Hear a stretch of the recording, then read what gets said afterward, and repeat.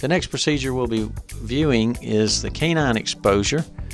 We're working through this with the eye lace. Now the patient here has had local anesthetic applied, and I have used the needle to infiltrate around this area and using the depth of the needle to indicate the perimeter of the tooth.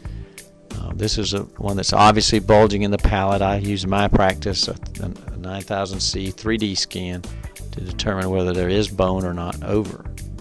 But you can see through establishing a wide perimeter around the body of the crown, we're able to now pick it up with a tissue forceps, and I work through and simply just release, almost like a dissection, under light tension with the tissue forceps.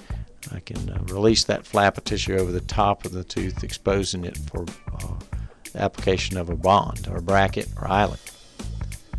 What's nice about this is with the eye lace, there's not any weeping of the tissue. There's good hemostasis along the way, and you could see from this angle that this tooth has been previously exposed, and the button or chain has been pulled from the facial aspect, and now we're going to redirect that bracket so we don't need to fenestrate the tissue. Now we're removing the last piece under light tension.